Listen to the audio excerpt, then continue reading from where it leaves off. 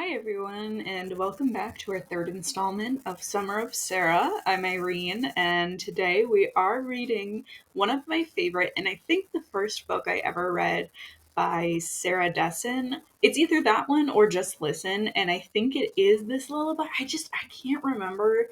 It was so long ago. I'm 27. I was probably like 12, 13, between 12 and 14 for sure, reading these books. Sorry, I'm just checking out my hair. I washed it yesterday. I feel like it looks super cute and everything, but I just feel like it's always so messy. But anyway, so let's just dive right in.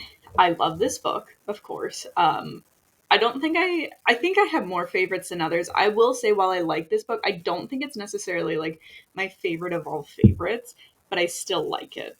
Just like many of Sarah Dessen's books, this one captures so many beautiful, complex emotions in one book, and I really do love that book. This book, that book. I don't know why I keep saying that book. I really love this book for that reason.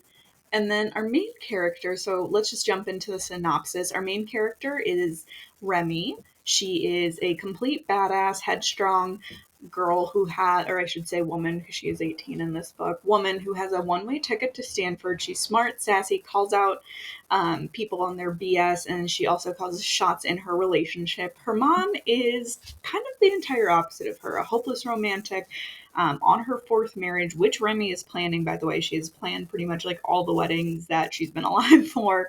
Um, and her mom is marrying a car salesman who Remy believes she strong armed into getting her mom a good deal on her car, but her mom and the salesman were flirting, so I don't know how much of that is true. She has kind of let go of the idea of love, though. She's definitely, seen the relationships of her mom kind of fail and kind of not pan out, so she's kind of given up on the idea of love. However, she is also the one to call all the shots in her relationship. She knows exactly when to end it. She knows the speech, she gets ready, she does all of the things.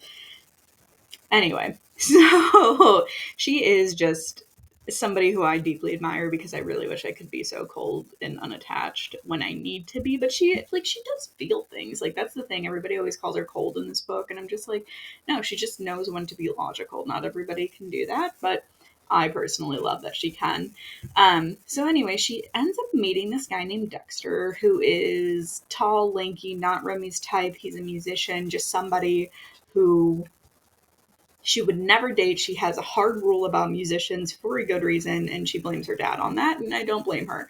Um, and he stumbles into her life. His name is Dexter, and he comes out, and he is just rip roaring ready to go, and he's just like, I'm gonna date you. And she's like, no way, I don't like you, and turns her world upside down for the better. And maybe you do change for love, and maybe it's always for the better. So let's get into the book. Now, that was a synopsis in itself. Uh, so, in the first chapter, we read her name is Remy Starr, daughter of world-renowned romance author Barbara Starr. First, learn that her dad is a musician who abandoned the family shortly after Remy was born, or before Remy was born. He was on the road, heard of her birth, and then wrote a song called "This Lullaby," the title of the book. That song is now played at weddings. Anything really, any sort of event that has a slow dance to it. People play that song, and a lot of father-daughter dance uses it, but every time someone plays it, Remy and her brother both get royalties for it. So that's how she's able to afford part of Stanford, is because she saved up money, but also because of the royalties that are afforded to her from the savings account that her father left her. We also learn that she doesn't take shit. Like, period. She doesn't take shit from anybody, let alone a man. She is always the one to call the shots, which is good. We also find out why, and it always breaks my heart because there's always some reason, and it's always never a good one.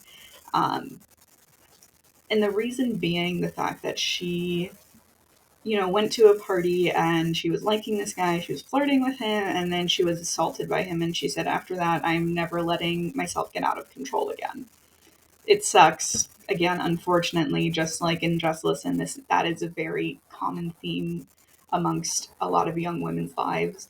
Um, and it's not your fault. It's just, unfortunately, the way our society is, and it doesn't make it okay, but it's not your fault whatsoever. So Remy always has felt like she's older than she has been. She's always taking care of her mother. She's always making sure that things are running smoothly, that, her weddings go off without a hitch, that the bills are paid, that there's food in the fridge, that her brother Chris is taken care of, just all of these things. And she's 18 in this book. And I think that the reason I personally always picture her older, like 25, is because of the fact that she's always taking care of her mom. That's the thing, though. She's always taking care of people. She never takes care of herself. She's always a caretaker, so that's probably why she does appear older. Um, and I think that that's a really hard thing to put on somebody, regardless. There's always an ever revolving door of stepdads, and there's always judgment, and I'm sure people in the family judge, and she judges along with them. But, if you can't beat them, join them to an extent. But I think it does take a toll on somebody who is young, impressionable, and who goes through things without really talking about it with anybody. And I think that's a hard thing to do. And I think that it's really frustrating when you can't lean on the people who have always been there in your life and might understand you more than others. So I think that her mom has kind of done her a disservice. No matter how cool her mom might seem, it's really frustrating because it's like you do have to put your children before other people. I don't know. I think it's very hard for me to judge because of the fact that I am not a mom, but I also think that it's very easy to just kind of be like, well, you should care for the people that you brought into this world. That's just my opinion. Anyway, so we learned that she's going to break up with her boyfriend, and her friends always think that she's cold hearted. They think that it's wrong. And they're like, well, we like this one. And she's like, well, you like all of them. But she's like, it's time to call it quits. She knows when to leave, and she leaves before she gets left. But then we come to find out that this guy was cheating on her. So it's not like it was a bad decision anyway. But I think it's really frustrating for me that her friends always give her such grief because I'm just like, I don't understand why it's such a bad thing that she decides to take control. She doesn't want to be in a serious relationship. She shouldn't have to be in a serious relationship, and she shouldn't have to stay in a relationship where she doesn't feel emotionally or maybe intellectually stimulated or satisfied, whatever it might be. I think that's her call, and I don't know why they give her such grief for it. That's like one of my main things with this book is how mean her friends are. And I never like it. And I think that's something that I really struggle with because, especially now that I'm 27, and of course, like I'm looking back on this and everything with a very developed mind and a lot of years of experience, I think it's really frustrating for me to look back and see that, people weren't so supportive and just more understanding, I guess. And I always think that that's just wrong. I also think it takes an incredible amount of courage to know when to call it quits in a relationship because a lot of people stay in relationships that they're unsatisfied with and for fear of being alone. So I genuinely applaud her because it's not an easy thing to do. I think I just am kind of in awe of Remy, and I really think she's kind of iconic, and I just aspire to be so much more like her. So back to her mom, just because it's funny because I did make a note to myself to kind of compare the two. Um, so here's the thing. I know I gave the mom in The Truth About Forever a lot of grief. I mean, a lot. Like, I gave her hell in that review. And I think I do reserve some of the same criticism for Barbara in this book. But I think the difference is that Barbara has one let Remy live. And arguably too much, but I think that she genuinely cared about her daughter in a way that the mom in The Truth About Forever did not, in the way that she just, kind of dismissed her and everything. And Barbara genuinely like wants to let Remy in all of these things. So I think that's a difference, but I do fault her for, her such carefree style and the fact that she's never on top of the things that I think she should be as a mom. One of the things that we do learn about Remy is that she manages the salon for a woman named Lola, who absolutely adores Remy, would love for Remy to stay local and not go to school all the way in California because of the fact that she just does such a good job. She handles the customers well, she handles the business well, and she's just an all-around very bright and organized, which is a very, very important person, or very important thing to do as a person who manages a front desk. It's funny to see like the little dynamic she has between Lola and then the others, beauticians or stylists, whichever you prefer to call them, like throughout this book, because she does have a soft spot for them, but sometimes you can tell she's just like so annoyed by them, which I think is, I don't know why I think it's so funny, but I do. So we go to Remy's mom's wedding, and Remy's mom's wedding is where she really meets Dexter. For the first time. So she's like, "Hey, like I saw this guy in," because when the book opens up, we see her going to her new stepdad's dealership to get some money from him, for some deposits and stuff for the wedding, and she runs into Dexter then, and so she sees more of him, I should say. Because apparently he in the band that he's in owes Dawn a favor, so they're the ones that are playing at the wedding, which is really funny. Um, Everybody is telling Remy what a good job she did at the wedding. You know, she planned everything perfectly and it goes all smoothly because, of course, she takes care of everything. And Remy goes outside to smoke and then sees the band talking, kind of figures out that they owe Dawn a favor, which is her stepdad. And so that's why they're there.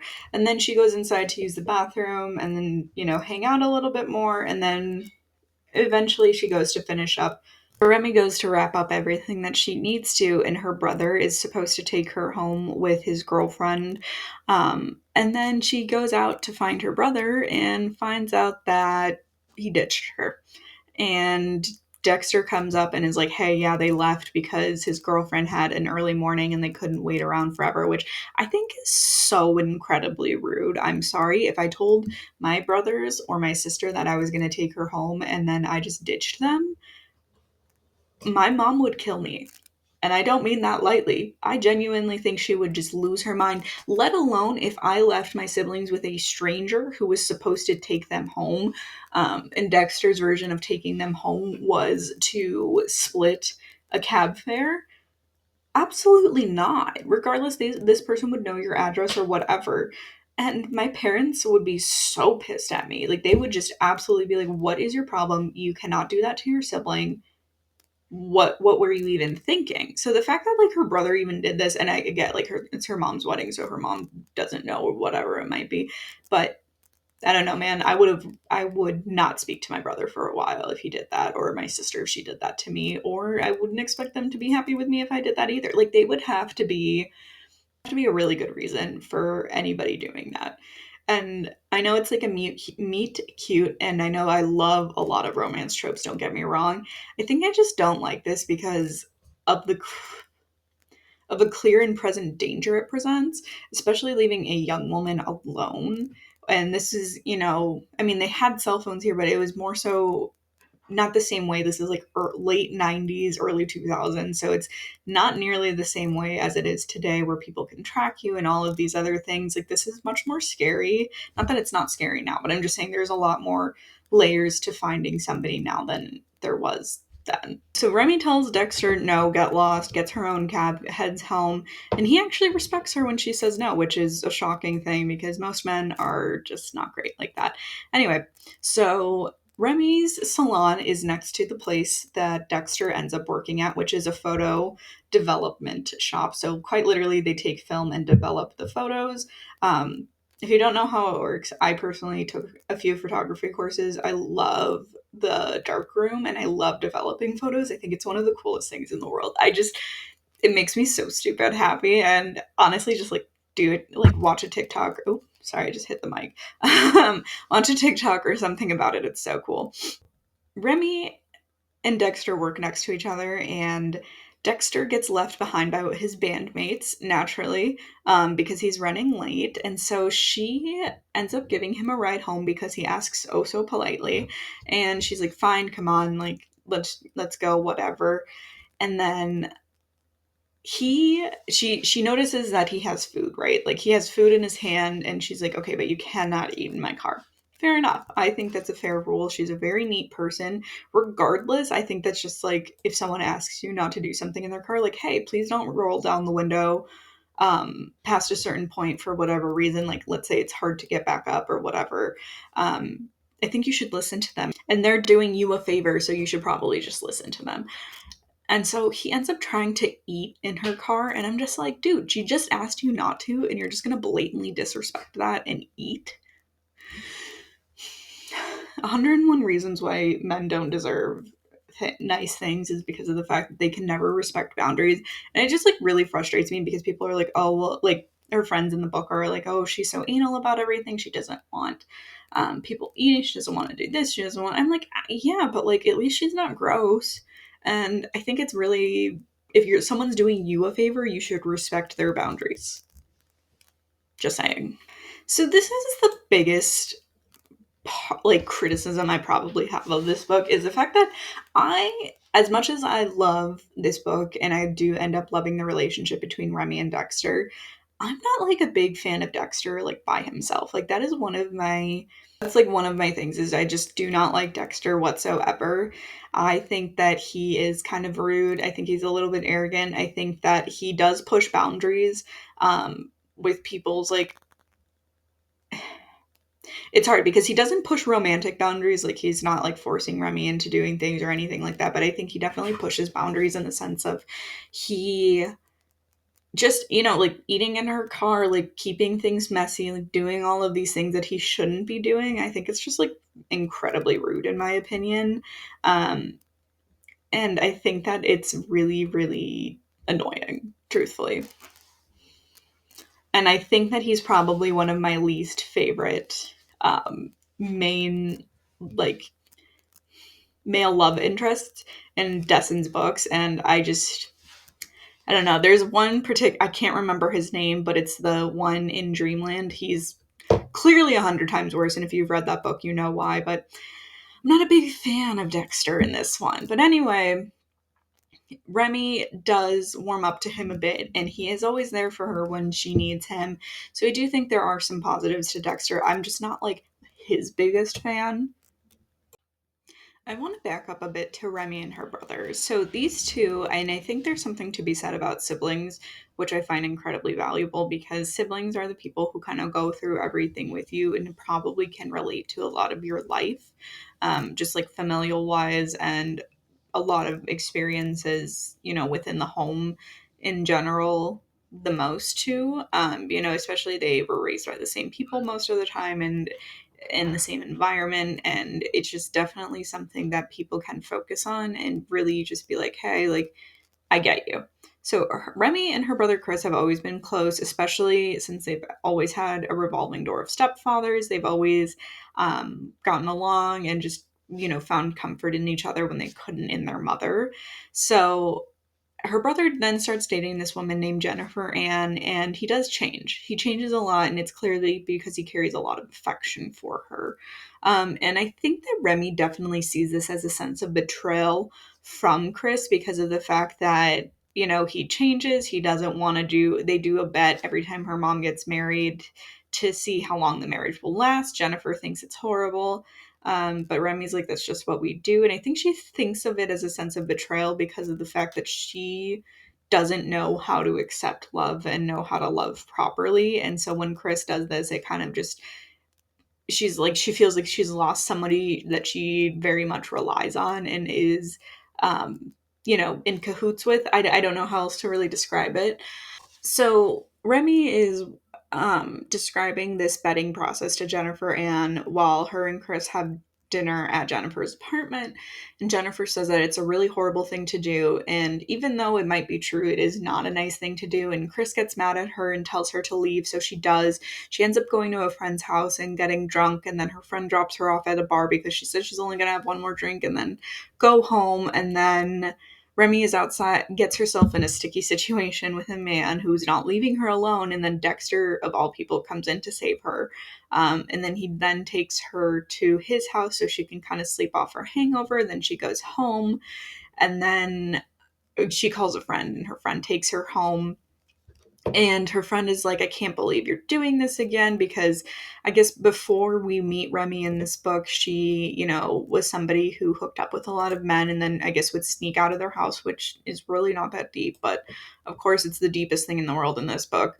And I feel like I'm not sounding like I like this book. I just don't like the slut shaming. I think it's just really rude and unnecessary, but this was true of the time, and this is, how things operated at a certain point, and I just think that it's incredibly unnecessarily. But anyway, her friends tease her about it all the time, and I know I shouldn't be so sensitive to it, but I do take offense to it because I think it's just so rude, and it's like, don't be jealous because people like her and not you guys. So whatever. I'm gonna move on. But anyway, her friend drops her off at her house and she goes to sleep, but then Dexter shows up and he's like, "Where did you go? Like, why did you ditch me?" And blah blah blah. And he's like, "I just like I care about you," and like he's like, "I don't like the fact that you just like left and whatever." And then she ends up kissing him and they kind of start dating after that. So the book is kind of broken up into like months.